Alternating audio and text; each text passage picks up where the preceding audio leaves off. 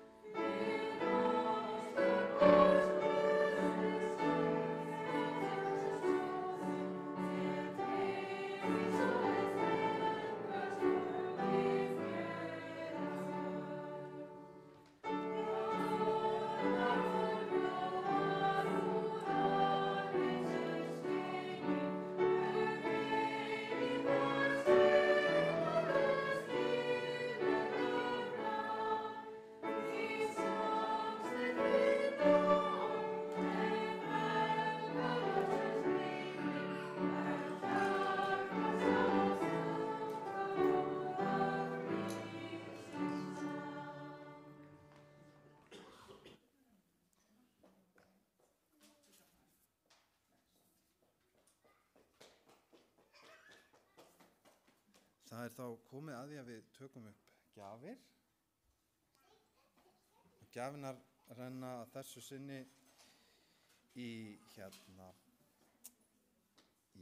safnaðarsjóð og þetta eru frjáls framlög til að styrkja við starfið og sjá bygginguna meðal annars hér og safnaðarstarfið.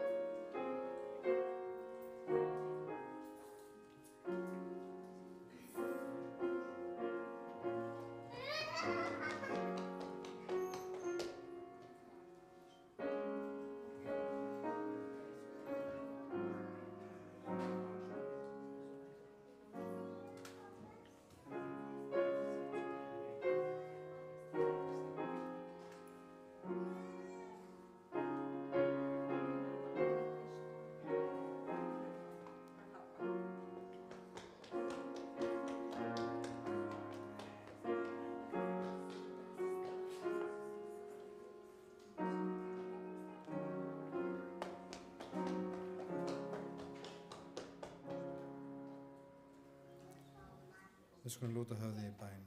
Kæri himneski Faðir, við byggjum þá að blessa þessar gjafir og margfalda þær, að þeim megi vera starfi þínu til framdráttar í Jesú nafni. Amen.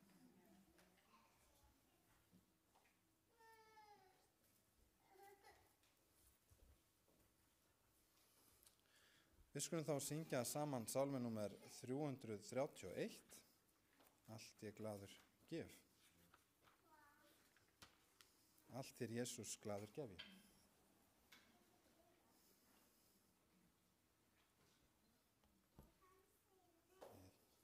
Einhver ruglingur í glæranum og það er þá mér að kenna því ég bjóða til. Ætti ég að biðja Árna og fleiri að dreifa sálmabækum og við syngjum saman sálmi númer 331.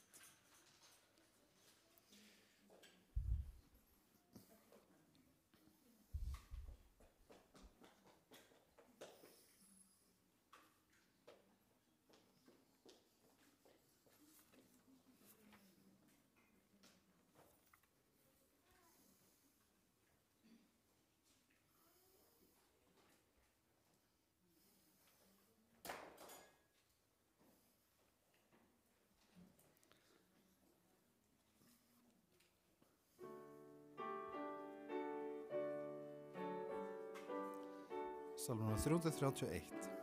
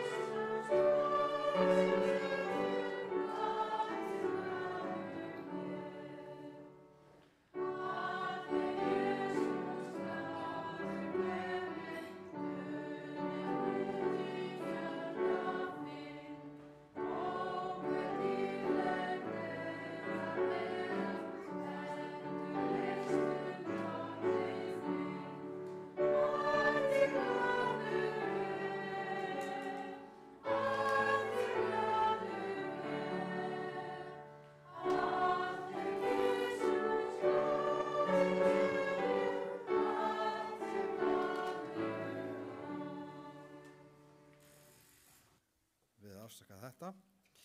En það er nú gott að taka stundum og syngja úr salmabókunum, þá sjáum við nótunar líka. Það er líka gott að hafa þær til hliðsjónar. En mig langar til að biðja ykkur að rísa á fætur. Ég ætla að lesa ritningalestur. Ritningalesturinn að þessu sinni er að finna í 2. Mósebók, 25. kafla og 8. versi.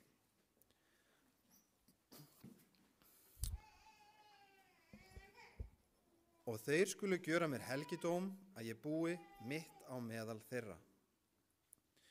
Ég vil að biðja þá sem að treysta sig til að krjúpa með mér til bænar.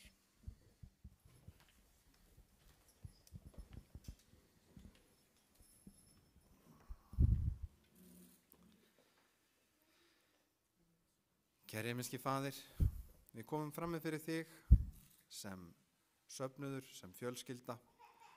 Við biðjum þig að vera með öllum þeim bænarefnum sem eru rituð í bænabók safnaðarins. Við biðjum þig að vera með okkur og leið okkur. Við biðjum þína sérstöku blessun á þessa samkomu, að þú megir vera með okkur og þú megir hjálpa okkur dag frá degi að líkjast þér meir og meir. Við þökkum fyrir náð þína sem er líka ný á hverjum degi. Við þökkum fyrir alla þær blessanir sem þú gefur. Kæri Faðir, við biðjum þig að vera með öllum þeim sem eru sjúkrir eða sárt að binda. Við þeim sem að syrgja. Kæri Faðir, að þau megi finna þína nærveru á sérstakan hátt. Kæri Faðir, ég bið fyrir öllum sem eru hér, öllum þeim sem að fylgjast með á netinu og líka öllum þeim sem ekki komust. Kæri Faðir, við biðjum þig enn og aftur þína blessun og þína náð. Við biðjum þig að leiða þennan söfnu hér á landi og heimsvísu. Við biðjum þig einnig að vera með ráðamönnum og þeim sem að stýra hér á þessu landi, að þeim með taka góðar ákvarðanir, þjóð og land til heilla. Kæri Faðir, við biðjum þess í Jesú nafni. Amen.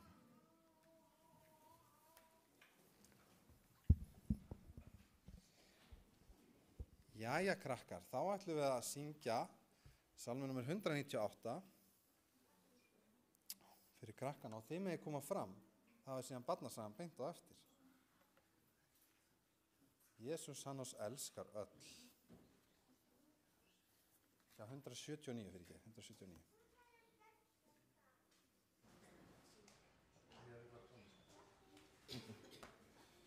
Finnst það að ég var að beða ykkur afsökunar, ég hef bara glemt í símanum mínum. Ég finnst ég að vera hálfur maður án þess að vera með síman minn. En við skulum syngja saman, takið vel undir salmi nr. 179.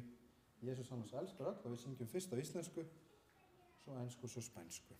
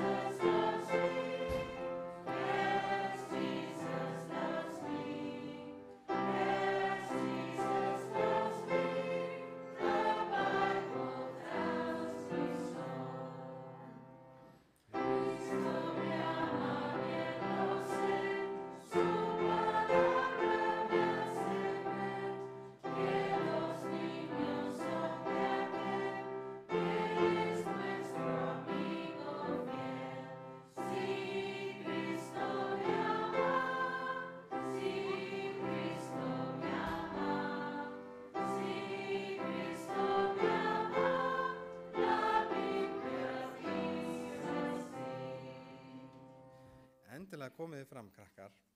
Hún Vigdís ætlar að segja ykkur smá sögur.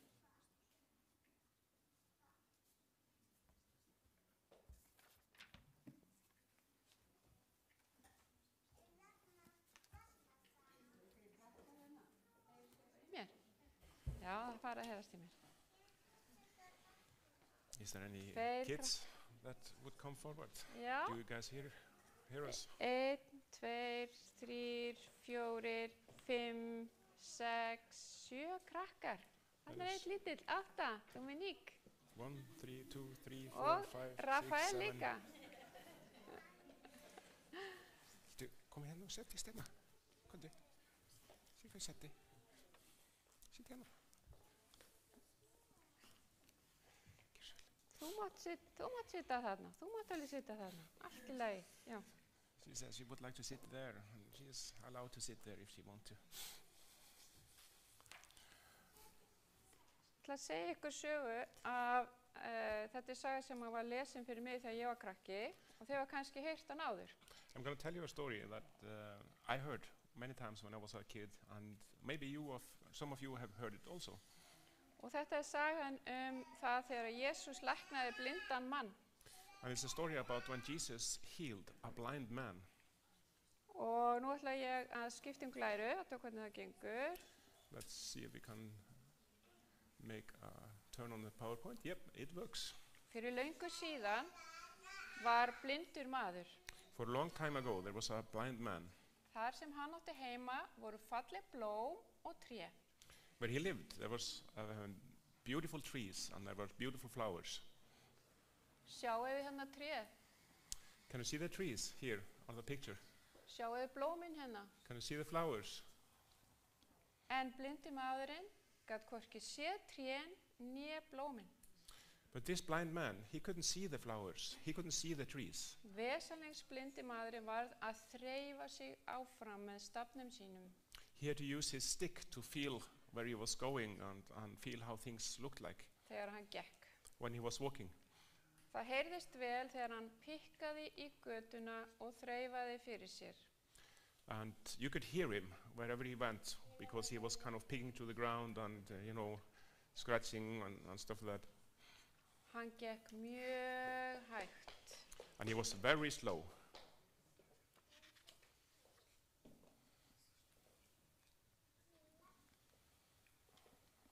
Á hverjum degi satt blindi maðurinn við veginn. Every day he was sitting by the road by himself. Margir kenndu brjóstum hann og gáfu honum peninga til að kaupa mat fyrir. And many of those who passed by felt sorry for him and they gave him some money so that he could buy food. Blindi maðurinn heyrði fótatak fólksins sem gekk framhjá.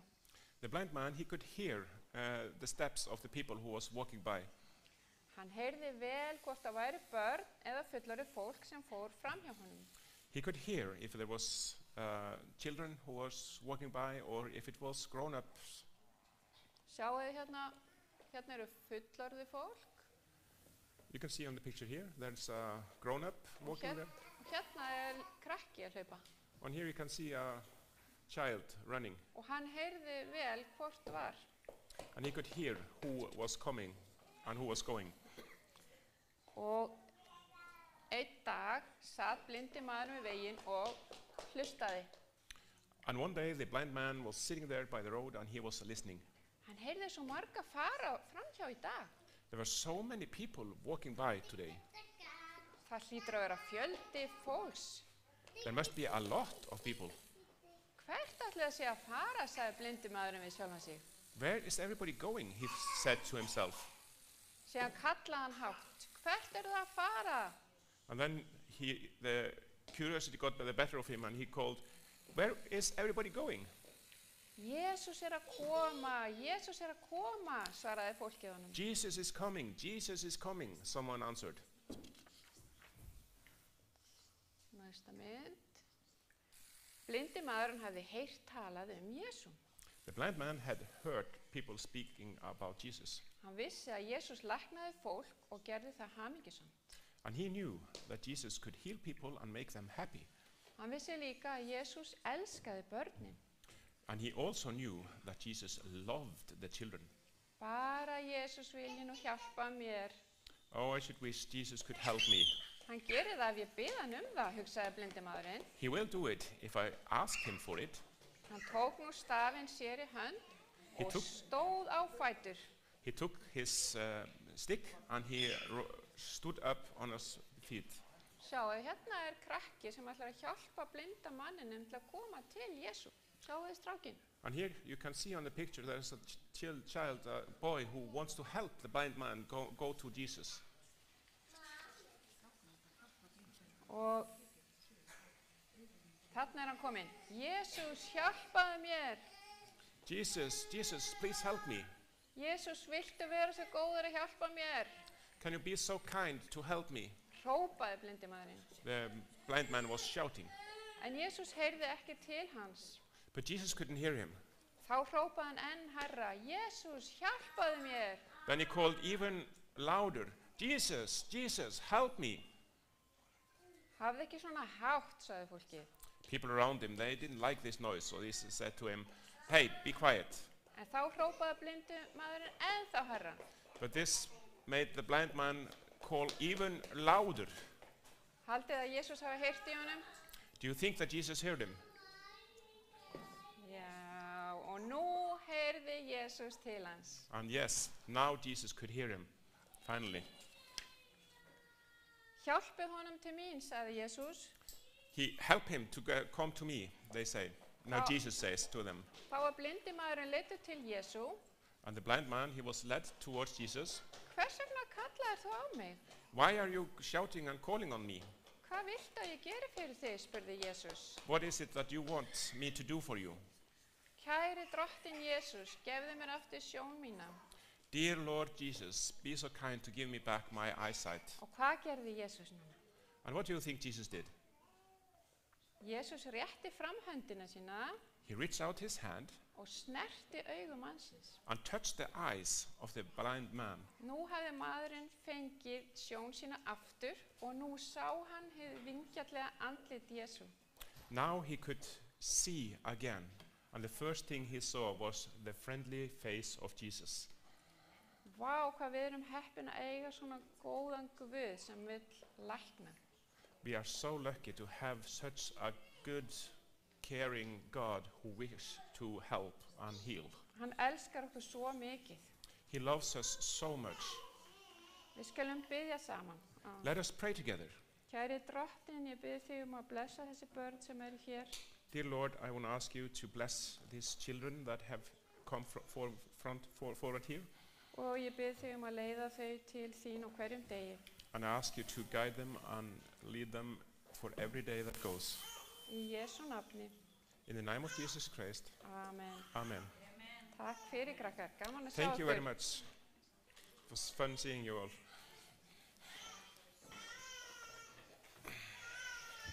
Takk kærlega fyrir barnasöguna Vigdís og við bara gefum ykkur orðið áfram. Takk kærlega.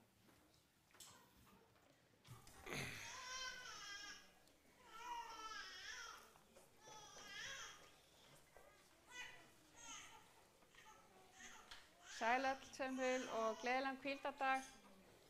Það yndislegt að sjá svona mörg börn. Hello everybody and happy Sabbath. It is wonderful to be able to see so many children here today. Það yndislegt líka að heyra barnsgráturinn vegna þess að þá vitum við að þessi söfnuður hefur framtíðina fyrir sér. And it's also nice to hear children crying because then we know that there is a future for this congregation. Síðast þegar ég talaði til ykkar var ég að tala bænina og helgidóminn. Last time I was preaching to you, I was talking about prayer and The sanctuary. the sanctuary. En í dag langar mig að tala Jesús og helgidóminn. But today I'm going to focus on Jesus and the sanctuary.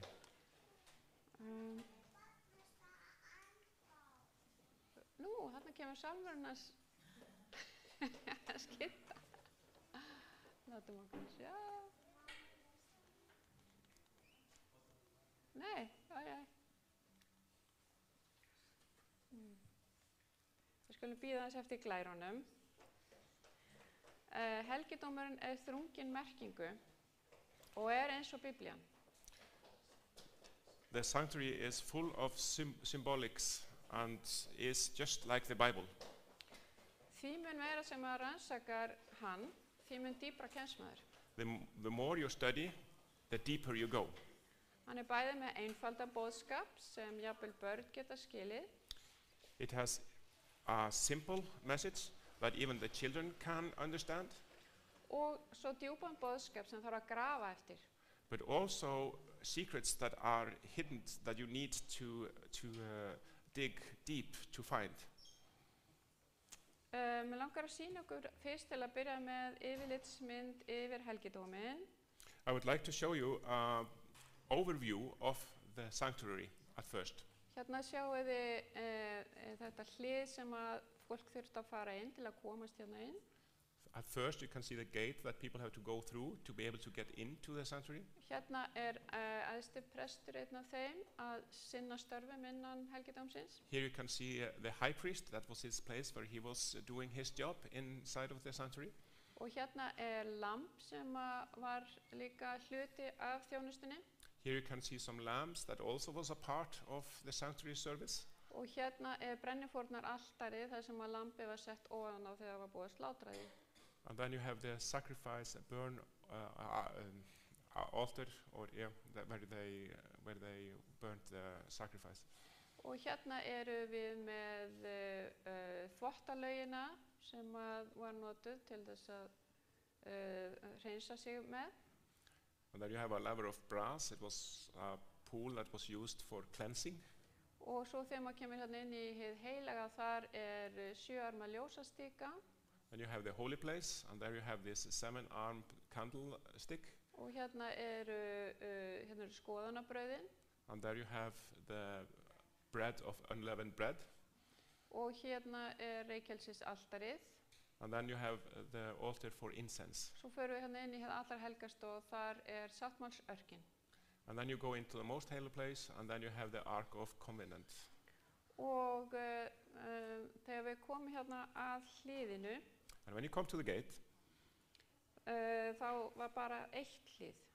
then there were just one gate. Og það var ekki hægt að komast inn nema gegnum þetta hlið. And this was the only way to get in to the sanctuary through. Og það táknrænt And this is very symbolic fyrir Jesús.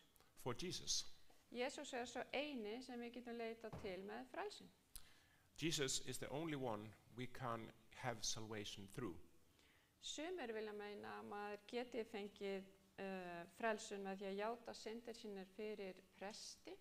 Some people believe that it is enough to confess your sins to a priest, and then you can get salvation. Já, eða fyrir Maríu mey. Or for Maria, the mother of Jesus, Og fá þannig fyrirgefningu. and get forgiveness through her. En boðskapurinn skýr í gegnum helgidóminn. But the message that we get through the sanctuary is clear. Jesús sá eini sem getur fyrirgefið okkur og þannig frelsað okkur. Jesus is the only one who can give us forgiveness and then give us salvation. Og við skulum fara í Postulasöguna 4:11-12. Let's go to the Acts of the Apostles, chapter 4 and verse 12. Jesús steinninn, ekki hjálpræðið í neinum öðrum og ekkert annað nafn mönnum gefið víða veröld sem getur frelsað oss. Neither is there salvation in any other, for there is none other name under heaven given among men whereby we must be saved other than Jesus. Hérna mjög skýrt, ekkert annað nafn mönnum gefið sem getur frelsað oss. It is very clear. There is no other name than the name of Jesus that we can get salvation through. Og Jesús notar með tungumál mustris helgidómsins þegar hann segir. And Jesus, he is using the language of the sanctuary when he says, Ég dyrnar. I am the door. Sá sem kemur inn mig mun frelsast og hann mun ganga inn og út og finna haga. And it is written in 10:9 John, I am the door. By me, if any man enter in, he shall be saved, and shall go in and out and find pasture. Svo nú erum við sem sagt búin að tala hliðið og þá komum við að æðsta prestinum. Now we have been talking about the gate, And the next we will talk about is the high priest. Æðsti presturinn hafði það hlutverk að þjóna í helgidóminum. The job that the high priest had was to serve in the sanctuary. Og hann táknaði líka Jesús. But he was also a symbol of Jesus. Og þjónustu Jesús í helgidóminum á himnum. And a service that Jesus is doing in heaven, in the heavenly sanctuary. Þetta staðfestir Páll í Hebreabréfinu, skulum lesa það saman. This is something that Paul underlines in the letter of Hebrews 4. En þá höfum mikinn æðsta prest sem farið hefur í gegnum himnana, Jesú Guðs son, skuli við halda fast við játninguna. 14. versið. 4:14. Seeing that we have a great high priest that is passed into the heavens, Jesus, the Son of God, let us hold fast our professions. Ekki höfum við þann æðsta prestir eigi getur séð aumur og veikleika vorum, heldur þann sem freistað var á allan hátt eins og vor, en án syndar. For we have not a high priest which cannot be touched with the feelings of our infirmities, but was in all points tempted, like as we are, just without sin. Göngum því með djörfung að hásæti náðurinnar, til þess að við öðlumst miskunn og hljótum náð til hjálpar á hagkvæmum tíma. Let us therefore come boldly unto the throne of grace, that we may obtain mercy and find grace to help in time of need. Nú erum við búin að tala æðsta prestinn og við skulum fara núna að lambinu. Now we talked about the high priest, and the next we are going to talk about is the lamb. Á fyrstu páskaháttíðinni var lambi slátrað og blóðinu var roðað á dyrastafina og dyratréð. In the first Easter celebration, then the lamb was slaughtered, and the blood of the lamb was smeared on the doorposts. Þetta var í Egyptalandi þegar að Ísraelsmenn voru við það að fara út úr Egyptalandi. This was in Egypt when the people of Israel was about to flee from Egypt. Þeir þurftu að roða blóðinu fyrir ofan dyrnar til þess að frumburður heimilisins myndi halda lífi. They had to put the blood on the doorposts so that the firstborn would not be killed as was with the Egyptians. Þannig að þegar drottinn fór yfir landið þá laust hann alla þá sem voru ekki með blóðið fyrir ofan dyrnar. So when the Lord went through the land of Egypt, then he would pass by all those who had the blood on the doorposts, and they will not have their children killed. Hvað táknaði lambið og blóðið sem rann? What is the symbolic of this lamb and the blood that was sacrificed? Jesús líka páskalambið. Jesus is also a symbol of the Easter lamb is also a symbol of Jesus. Til að fá frelsun þurfti að úthella blóði. To be able to have salvation, blood had to be spilled. Og ef við förum með Jóhannesa Guðspjall 1:29. If you go to the Gospel of John, chapter 1 and verse 29. Stendur, daginn eftir sér hann Jesú koma til sín og segir, sjá Guðs lamb sem ber synd heimsins. And there it says, the next day John sees Jesus coming unto him and says, behold, the Lamb of God, which takes away the sin of the world. Og svo segir Páll í Hebreabréfinu 9:22, og samkvæmt lögmálinu það nálega allt sem hreinsast með blóði og eigi fæst fyrirgefning án úthellingar blóðs. And in Hebrew, chapter 9 and verse 22, it says, And almost all things are by the law purged with blood, and without shedding of blood is no remission.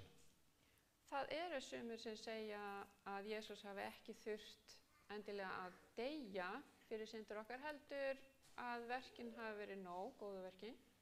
There are those who would claim that Jesus did not need to die, but all the good deeds that Jesus did, it would have been enough to give salvation. En helgidómurinn talar máttuglega, But the sanctuary has a clear message. að án úthellinga blóðs fæst ekki fyrirgefning. Without pouring of blood, there is no salvation. Og nú erum við búin að tala lambið og nú skulum við koma yfir til brennifórnar altarisins og fórnarinnar þar sem að lambið var lagt á. Now we have been talking about the lamb. Let's now talk a little bit about the burnt sacrificing and the altar. Eftir að lambinu hafi verið slátrað var það lagt á altarið og það látið brenna upp til agna. When the lamb had been slaughtered, it was put on a burnt offering altar, and it was there until it was burnt up and nothing was left. Þessi tákmynd raungerðist í Jesú Kristi, lambi Guðs. This happened and became a reality in Jesus Christ, which is the Lamb of God. Sem tók synd heimsins á sig þegar hann leið á krossi og dó. Which took the sin of the world when he suffered on the cross and died. Hann gaf allt og hélt ekki neinu eftir. He gave everything and he didn't hold anything back. Hann átti ekkert þegar hann var á krossinum. He didn't have anything when he was on the cross. Ekki einu sinni fötin sem hann stóð í átti hann ekki því að þeim var stolið af honum. Not even his own clothes did he have, because they were stolen of him and they were shared among others. Og við skulum aðeins lesa það sem hvernig Jesaja lýsir þessum atburði, Jesaja 53:5. Let's look up in the book of Isaiah, chapter 53 and verse 5. En hann var særður vegna vorra synda og kraminn vegna vorra misgjörða. Hegningin sem vér höfðum tilunnið kom niður á honum og fyrir hans benjar urðum vér heilbrigðir. But he was wounded for our transgressions. He was bruised for our iniquities. The chastisement of our peace was upon him, and with the stripes we are healed. Nú erum við búin að tala brennifórnaraltarið og fórnina og við skulum koma að þvottalauginni. Now we're talking about the burnt offering altar. Let's talk now next about the cleansing pool. Prestarnir eru að þvo sér hendurnar og fæturnar í þvottalauginni. The priests, they had to wash their hands and their feet in this pool. Eða við þvottalaugina, það ekki alveg vita hvort það verið í eða við. We don't know if they went into it or if they just did it standing by it. En þeir syntu og þeir þurftu að gera þetta áður en þeir syntu erindum innan helgidómsins. But this is something that they had to do before they went to fulfill their service at the sanctuary. Og hvað táknar þvottalaugin? But what is the symbolics of this cleansing pool? Hún merkir Jesús sem vill hreinsa okkur af synd. This is a symbolic of Jesus Christ who want to cleanse us from sin. Hann vill ekki bara fyrirgefa okkur syndir okkar og skilja okkur svo eftir út í horni með skömmina. He don't only want to forgive us our sin and just leave us behind with the shame. Já, óhrein heldur hreinsa okkur og gera okkur lítalaus fyrir föðurnum. He don't want to leave us there unclean, but he wants to cleanse us properly so that we are clean in front of the Lord. Við fáum að gefa fullkomið réttlæti Krists. We will get the perfect righteousness of Christ. Sem hann ávann sér fyrir okkur. That he won for us. með að hafa lifað fullkomnu lífi og dáið sem lýtalaust lamb. by living a perfect life without sin and die as a perfect man without sin. Við skulum aðeins kíkja á það sem að Páll segir þetta. Let's see what Paul says about this. Hann notar þarna helgidóms tungumál enn og aftur. He there uses the language of the sanctuary again. Þér menn, elskið konur yðar eins og Kristur elskaði kirkjuna og lagði sjálfan sig í sölurnar fyrir hana. 25. vers. And in Ephesians 5:25 it says, husbands, love your wives even as Christ also loved the church and gave himself for it. Til þess að helga hana og hreinsa í laug vatnsins með orði. That he might sanctify and cleanse it with the washing of water by the word. Hann vildi leiða hana fram fyrir sig í dýrð, án þess að hún hefði blett eða hrukku né neitt þess háttar, heilög skildi hún og lýtalaus. That he might present it to himself a glorious church, not having spot or wrinkle or any such things, but that it should be holy and without a blemish.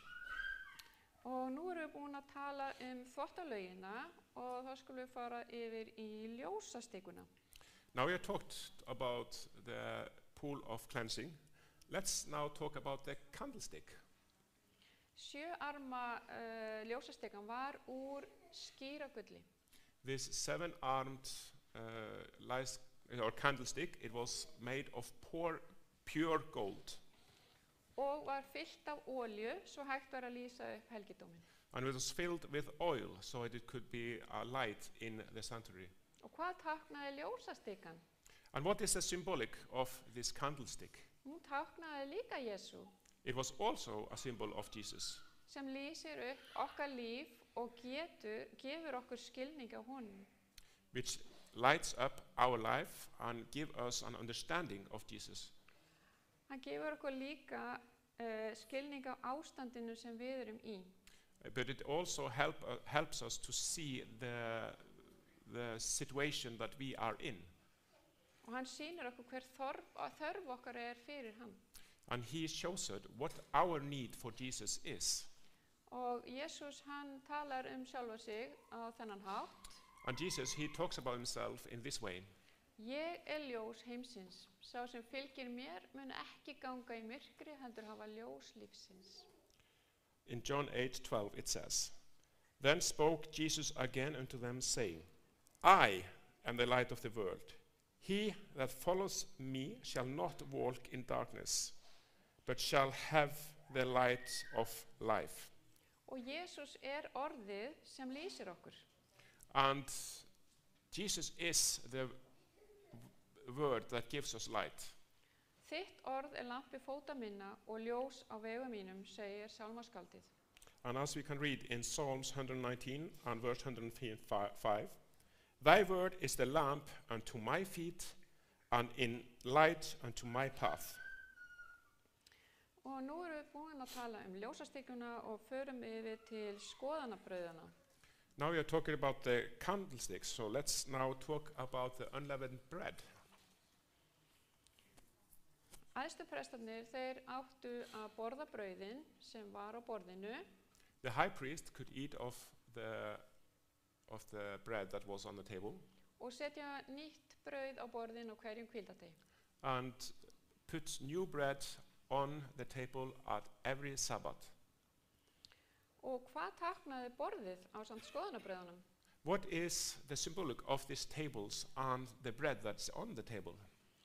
Þegar við rannsökum Biblíuna, orð Guðs, When we study the Bible, the Word of God, erum við að rannsaka eða kynnast betur Jesú. then we are studying and we are getting to know better Jesus Christ. Jesús segir sjálfur að hann sé brauð lífsins. Jesus says himself that he is the bread of life.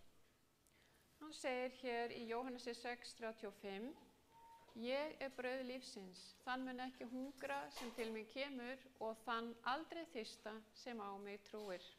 And in John chapter 6, verse 35, it says, And Jesus said unto them, I am the bread of life.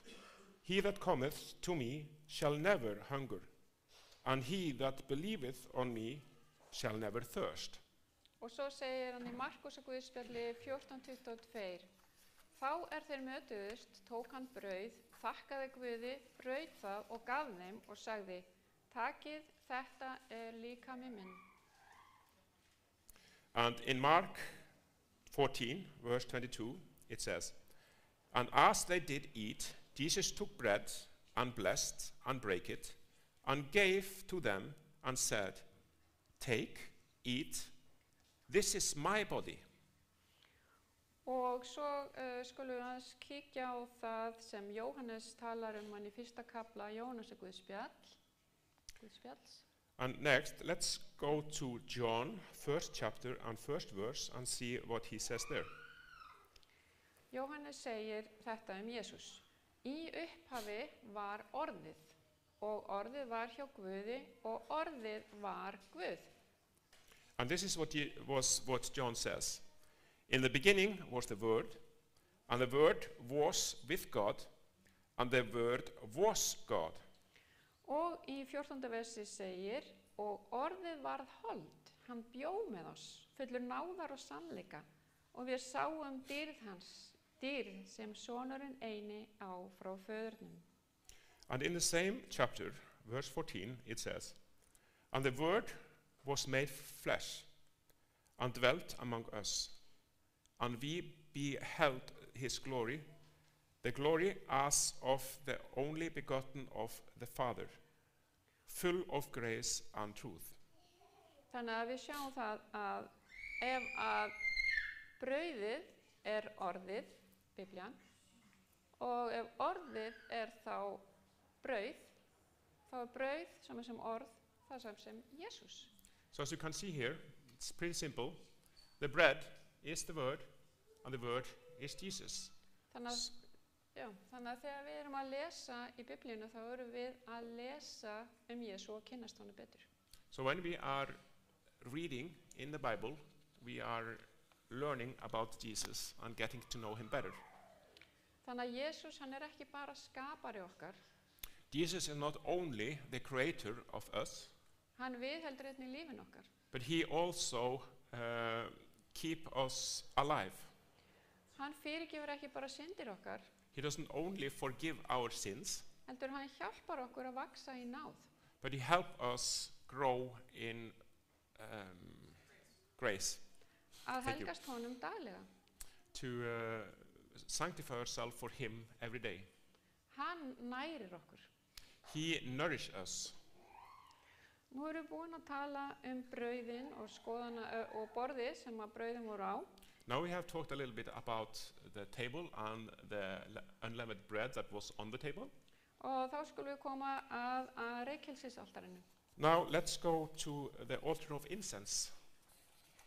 Presturinn átti sem sagt að brenna fórnina á fórnaraltarinu 2 á dag. The priest was supposed to be burning on the Altar of sacrifice.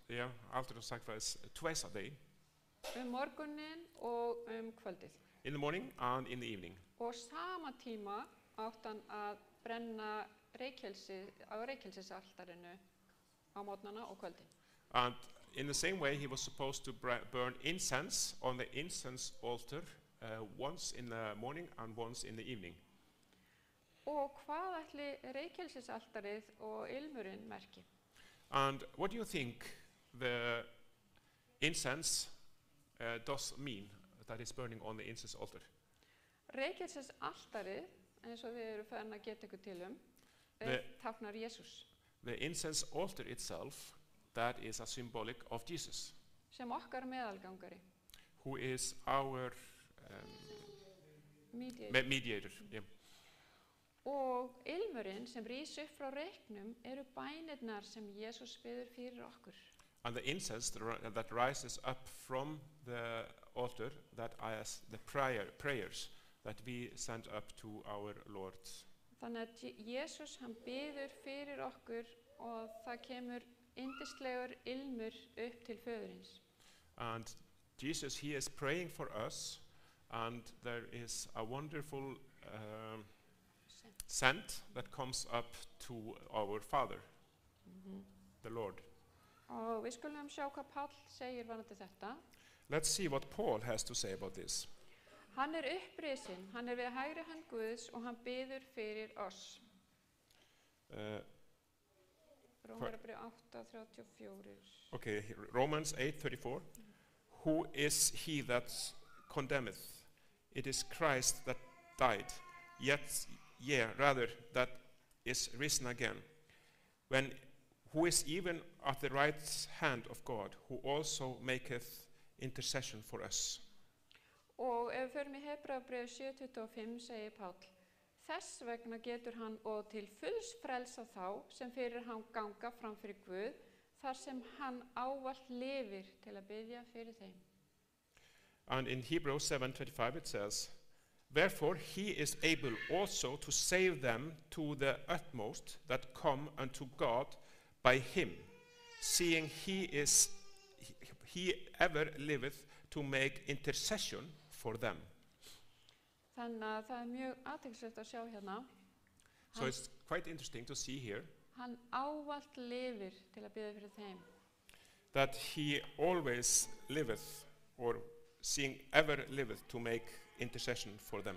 Þannig að þetta bara hans líf að biðja fyrir okkur. So this is his life to be able to pray for us. Nú erum við búin að fjalla reykelsisaltarið og við skulum koma að sáttmálsörkinni og boðorðunum og lokinu. Now we talked a little bit about the altar of incense. Let's now continue with the sanctuary and the Ark of the Covenant. Sáttmálsörkin innihélt steintöflurnar með boðorðunum 10. The Ark of Covenant had in it the 10 commandments on stone tablets. Ofan á sáttmálsörkinni lá lok úr skíra gulli sem hét náðarstóllinn. On the top of this Ark of Covenant there was a lid, and on that there was it was made of pure gold, and there also was some cherubs. Og hvað táknaði sáttmálsörkin, boðorðin og náðarstóllinn? What does all of this? What is the symbolic of all of this? Steintöflurnar með boðorðunum 10 sem voru ofan í örkinni sýnir að þau raunni undirstaða ríkis Guðs. The 10 commandments on the stone tablets, they are the key. Hvað segir ég? Svona undirstaða ríkis Guðs. The key foundation of the kingdom of God. Og svo kemur svona náðarstóll sem ofan á, þetta lok. Then you have this lid, or this mercy seat, yeah. Og það merkir náð Jesú.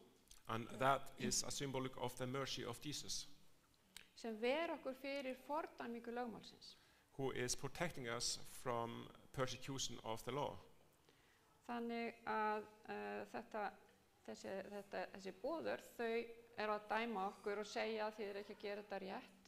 The 10 commandments, they are judging us and telling us our iniquities. Og svo kemur þessi náðarstóll úr skíra gulli. Then you have the chair of grace that is of pure gold. Sem gefur okkur náðina. That gives us the mercy. Og við fáum það ekki nema fyrir fórn Jesú Krists. And we do not get that unless through the sacrifice of Jesus Christ. Þannig að það réttlæti Guðs sem úr boðorðunum 10. It is the righteousness of Jesus that is in the 10 commandments. Og svo það miskunn Guðs sem kemur hérna saman í eitt. And then you have the mercy of God that is combined there into one piece. Og Sálmur 85:11 talar þetta. And the Psalm 85:10 talks about this. Elska og trúfesti mætast, réttlæti og friður kyssast. Mercy and truth are met together. Righteousness and peace have kissed each other. Og hún Ellen White talar þetta atriði og það mjög áhugavert sem hún segir. Ellen G. White, she mentions this, and it is quite interesting to see what she says. Kristur á krossinu var meðalgöngu maðurinn, þar sem miskunn og sannleikur mættust og þar sem réttlætið og friðurinn kysstust. Christ on the cross was the medium whereby mercy and truth met together, and righteousness and peace kissed each other. Og svo þegar við erum búin að tala núna sáttmálsörkina, fyrir við yfir í ljósskýið sem var ofan á náðarstólunum á milli englana. And now that we have talked about this, then we can talk about the pillar of light that was above this, all of this that we have talked about already. Dýr Guðs, eins og við sjáum hérna, Dýr Guðs bjó hérna á milli englana í eins konar ljósský. The glory of God lived there kind of between the angels in a pillar of light or a cloud of light. Og þetta var kallað Shekinah glory á ensku. And this is called Shekinah glory in English. Hvað táknaði þetta ljósský? What does this light symbolic? Jesús þráir að vera nálægur okkur. Jesus longs to be with us. Hann leitaði Adams og Evu þegar þau syndguðu. He was searching for Adam and Eve when they had sinned. Og hann leitar okkar enn í dag. And he is searching for us today also. Hann vildi til dæmis hafa tjaldbúðina þar sem hún var. He wanted to have the tent camp where he was. Sem sinn dvalarstað meðal Ísraels manna. And he wanted to live in the midst of them. Hann sagði við Móse. He said to Moses, og þeir skulu gjöra mér helgidóm að ég búi mitt á meðal þeirra. And the hvað er þetta Önnur Mósebók 25:8. Okay. And let them make me a sanctuary that I may dwell among them, it says in Exodus 25:8. Og hér verið að tala Jesús. Þetta ljós Jesús. And here they are talking about Jesus Christ. This light was Jesus. Og þetta staðfestir Mattheus. And this is something that Matthew confirms. Sjá, mærin mun þunguð verða og son ala, nafn hans mun vera Immanuel, það þýðir Guð með oss.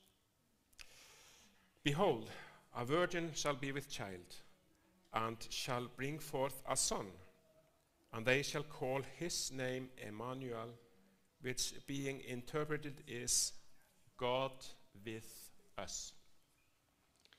Þegar að Salomon lét byggja musteri og helgaði það Guði. When Solomon built the first temple and sanctified that to the God, to our God, it was, þá fylltist það af svona eins og skýi. Then it was filled with this type of a cloud.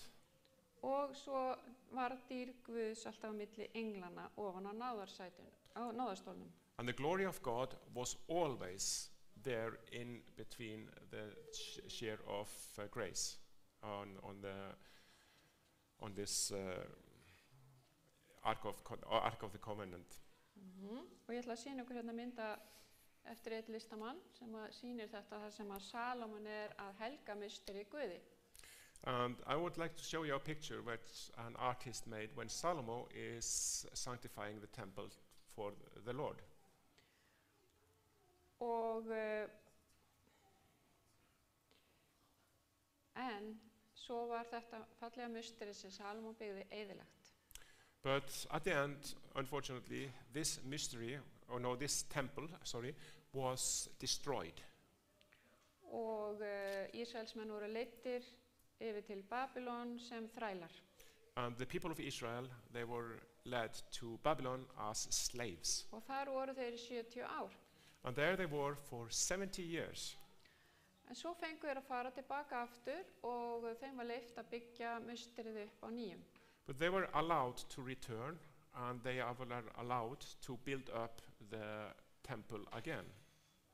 En þegar að þeir voru búin að byggja musterið og ætluðu að gera alveg eins og Salomon, helgaða Guði, But when they had finished building the temple, and they were going to do exactly as Solomon had did, to sanctify it to the Lord, þá kom ekkert svona dýrðarský, then there was no cloud of glory as the first time.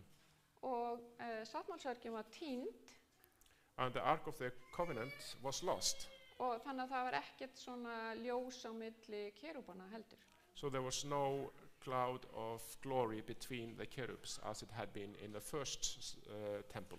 Og margir gyðingar grétu þegar þeir sáu þetta musterið, þeir sem þekktu fyrra musterið. And many of those who had seen the former temple cried when they see how the second one was. Því að hið síðara bliknaði í samanburði við hið fyrra. Because the second was so inferior to the first one. En spámaðurinn Haggai kemur með loforð svo hljóðandi: But the prophet Haggai comes with a promise that sounds like this. Hinn síðari dyrð þessa musteris mun meiri verða en hinn fyrri var, segir drottinn allsherjar. In chapter 2, Haggai, verse 9, it says, "The glory of this latter house shall be greater than of the former, says the Lord of hosts. And in this place will I give peace, says the Lord of the hosts." Og þannig að það sem að við getum í rauninni séð út úr þessu So what we can learn from this að Guðs dýrð sem að birtist hérna yfir náðastólnum is that the glory of God, who was shown here in the Ark of the Covenant and the þessi dýrð hérna share of the grace, this glory, sem að vildi búa mitt á meðal Ísraelsþjóðarinnar, who wanted to live in the midst of the people of Israel, greinilega þessi hérna, Jesús, is one and the same Jesus Christ who actually came to a temple, sem gekk inn í þetta musterið sem var ekki eins flott eins og Salomons who musterið. walked around in this temple which was not as nice as the first temple of Solomon. Og það gerði þetta musteri meira heldur en hitt musterið. And that gave greater glory to the second temple than the first. Dýrð Guðs varð hold og bjó með oss. The glory of God became flesh and lived with us. Og Ellen White staðfestir þetta, við skulum aðtók hvað hún segir, Ellen White, she confirms this. Yeah, sorry. Kristur var þeirra leiðbeinandi. Eins og hann hafi verið með þeim í óbyggðunum, átti hann að halda áfram að vera kennari þeirra og leiðbeinandi. Í tjaldbúðinni og musterinu dvaldi dýrð hans í hinu heilaga ljósskýi ofan á náðarstólnum. Sjáu þið. Í hinu heilaga ljósskýi. Dýrð hans. So it's here in Christ Object Lessons, chapter 23. It says, Christ was their instructor, as he had been with them in the wilderness, so he was still to be their teacher and guide. In the tabernacle and the temple, his glory dwelt in the holy Shekinah above the mercy seat. Eins og við sjáum þá þráir Jesús að vera með okkur og vera okkur allt í öllu. As you can see, Jesus has a great longing to be with us and be everything in our lives. Hann skapari okkar og viðheldur lífi okkar. He is our creator and he sustains our lives. Hann vil frelsa okkur og einnig helga okkur. He wants to save us and he wants to sanctify us. Hann vil búa hið innra með okkur og eiga náið samband við okkur. He wants to live inside us and have a close connection with us. Með hann hið innra með okkur berum við mikinn ávöxt. With him inside of us, we can have a great Frút. we have a great fruit, yeah. En án hans getum við alls ekkert gjört. And without him, we can't do nothing. Og nú skulum við koma að mustrinn aftur. Let's go into the sanctuary again. Og muniði, hliðið táknaði Jesú. Remember, the gate was Jesus. Æðsti presturinn táknaði Jesús. The high priest was a symbol of Jesus. Lampið táknaði Jesús. The lamp was also a symbol of Jesus. Og lampið á brennihornaraltarinu merkir líka Jesú. The lamb on the burnt offering table is also a sign of Jesus. Og vatnið merkir Jesús, eða þvottalaunin merkir Jesús. And the pool of cleansing is also a symbol of Jesus. Og sjöarma ljósastikan merkir líka Jesús. The seven-armed light stick is also a symbol of Jesus. Og brauðin og skoðanabrauðin merkja líka Jesús. And the unleavened bread are also a sign of Jesus. Og brennifórnaraltarið og hinn góði ilmur merkir Jesús. And the table of incense is also a symbol of Jesus. Og líka sáttmálsörkin og allt sem því tengist. And the Ark of the Covenant and everything that is connected to that is also a symbol of Jesus. Við þurfum að muna að við erum mustri heilags anda. We have to remember that we are the temple of the Holy Spirit, Það sem okkur ber að gera Drottinn dýrlegan. where we are supposed to glorify the Lord with our bodies. Og við skulum lesa hérna í öðru Korinthubréfi 6:16. Let's read in the 2 Corinthians chapter 6 and verse 16. Vér erum musteri lifandi Guðs. For ye are the temples of the living God.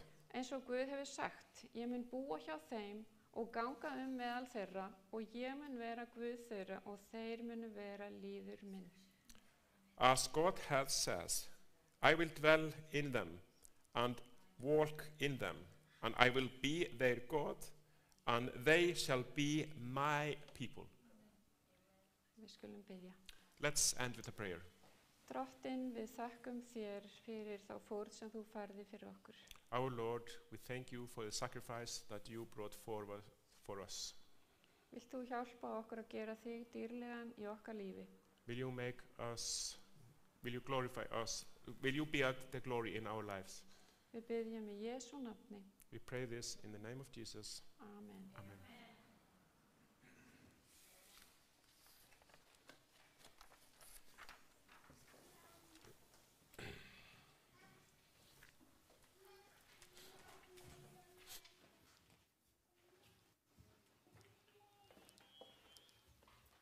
Takk kærlega Vigdís og Örvar fyrir þýðinguna. Við ætlum að syngja sálmi nr. 336, Dýpra og dýpra, áður en við ljúkum guðþjónustunni og förum yfir í leksíuna. Sálmi nr. 336, Dýpra og dýpra.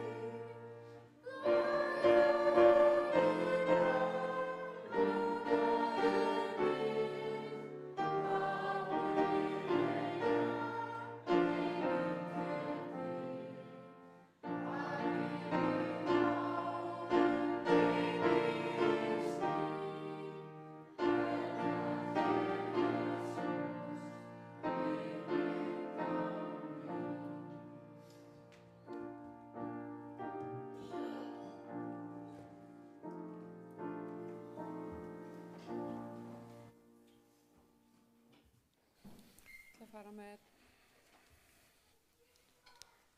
með blessunarorðin og lesa þau úr Filippibréfi 4:4-8. Verið ávallt glaðir í Drottni, ég segi aftur, verið glaðir. Ljúflyndi yðar verði kunnugt öllum mönnum, Drottinn er í nánd.